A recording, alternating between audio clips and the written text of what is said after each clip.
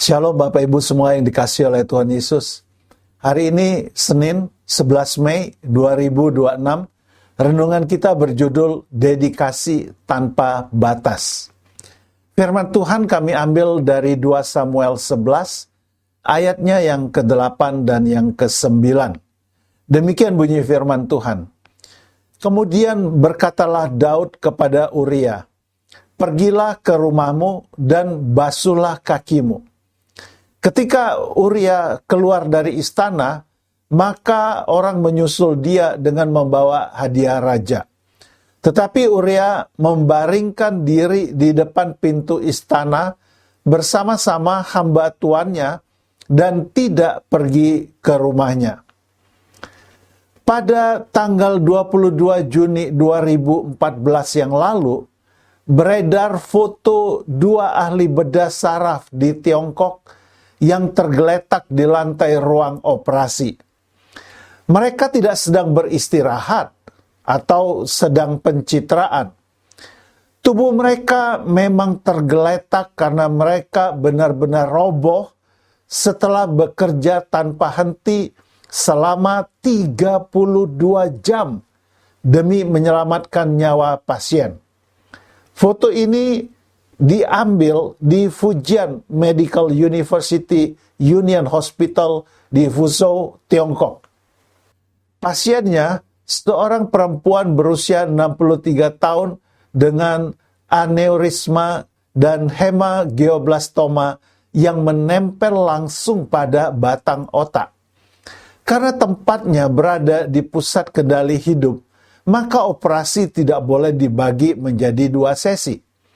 Semua tahap harus diselesaikan dalam satu tindakan yang sama, karena jeda sedikit saja bisa membuat napas pasien berhenti seketika. Operasi ini terdiri dari 6 tahap bedah yang dikerjakan berurutan dalam satu sesi tunggal. Satu gerakan yang salah dapat merusak pusat pernapasan dan menghentikan jantung dalam hitungan detik. Karena itu, tidak ada pergantian tim, tidak ada waktu tidur, dan tidak ada waktu mundur sedikit pun.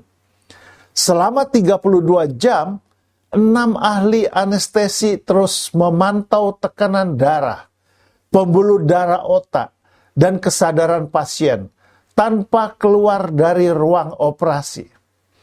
Sementara itu, 8 perawat berada di sisi meja, dari awal hingga selesai, menyiapkan peralatan dan membersihkan area operasi, serta menjaga kondisi steril tanpa henti.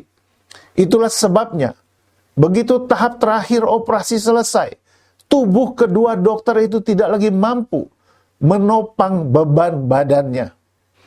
Mereka langsung tergeletak di lantai, masih memakai penutup kepala, masker, sarung tangan, dan pakaian operasi.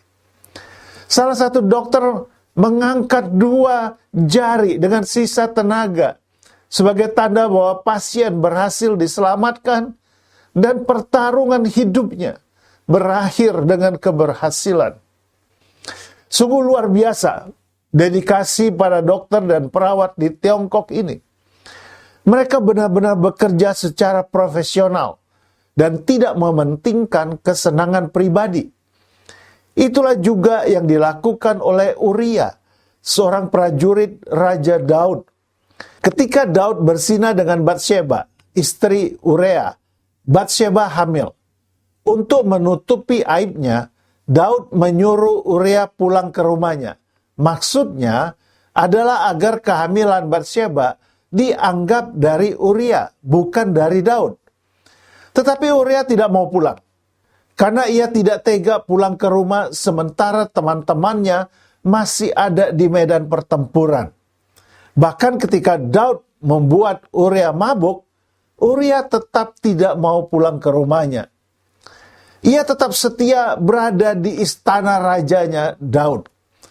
Hal ini mengesalkan hati Daud, sehingga ia menyuruh Yoab menempatkan Uria di barisan depan pertempuran agar ia mati dibunuh oleh musuh. Uria pun terbunuh. Tapi karakternya sebagai prajurit sejati tetap dikenang. Ia punya dedikasi yang tinggi pada pekerjaannya sebagai prajurit Israel. Karakter Uria yang berdedikasi tinggi pada pekerjaannya ini sudah sepatutnya kita teladani. Mari kita teladani sikap Uria dan para dokter di Fuso ini yang berdedikasi penuh. Kata-kata bijak hari ini, seseorang dihormati bukan karena gelar, jabatan, dan pangkatnya, tetapi karena dedikasinya yang tinggi. Puji Tuhan untuk renungan yang begitu indah dan menyentuh. Mari kita berdoa bersama-sama mengakhiri renungan kita hari ini. Bapa, ajar aku untuk punya dedikasi yang tinggi pada pekerjaan dan pelayananku. Dalam nama Yesus aku berdoa. Amin. Mari Bapak Ibu kita terus belajar untuk menjadi orang yang berdedikasi tinggi di dalam setiap bidang kehidupan kita. Selamat beraktivitas. Tuhan Yesus memberkati kita semuanya. Haleluya. Amin.